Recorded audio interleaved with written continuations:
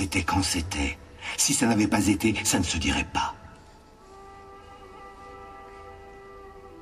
Il y avait en haute forêt un charbonnier qui vivait seul, dans une cabane de branchage. Il travaillait dur, mais entre ce qu'il gagnait et ce qu'il buvait, il avait tout juste de quoi faire un maigre repas par jour. Chaque soir, il se préparait une galette de blé noir qu'il mangeait avec plaisir, léchant l'assiette jusqu'à la dernière miette.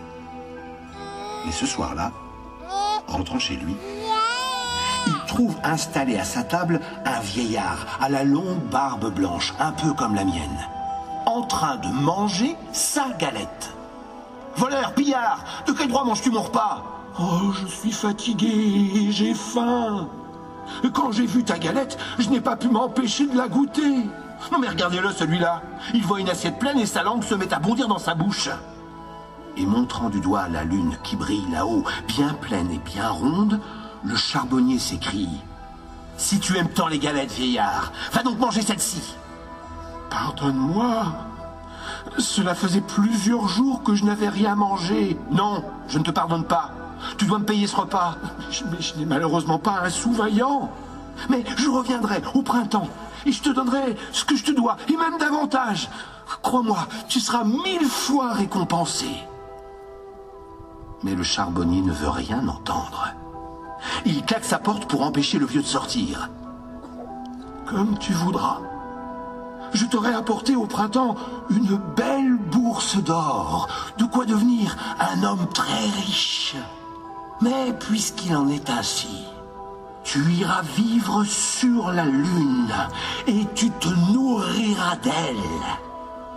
Tu ne pourras revenir sur terre que lorsque tu l'auras mangée tout entière, sans en laisser une miette. » Aussitôt, le charbonnier se sent soulevé du sol par une force invisible qui l'emporte haut, très haut, bien au-delà des nuages, et le dépose sur la lune. Que pouvait-il faire? Il a bien fallu qu'il s'habitue à vivre seul là-haut, sur la lune vide et froide, sans personne à qui parler, sans rien à manger, sauf la lune elle-même. Et la faim se fait sentir cruellement. Alors, il commence à croquer la lune. Mais plus il la mange et plus il a faim. Il avale à pleine bouche du matin jusqu'au soir. Jamais de sa vie il n'a eu aussi faim, mais jamais il n'est rassasié. Souvent, il s'endort en pensant à sa cabane en forêt et à une bonne galette de blé noir. Mais au réveil, la faim le reprend et il se remet à manger, à avaler, à engloutir. Et la lune diminue, diminue, diminue.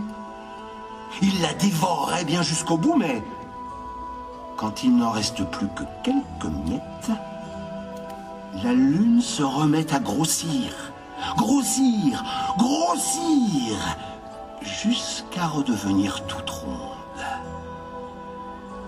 Eh, petit, il est toujours là-haut, notre charbonnier, le mangeur de lune. Comme moi, petit, tu la vois chaque mois s'amaigrir, quasiment disparaître, mais toujours revenir.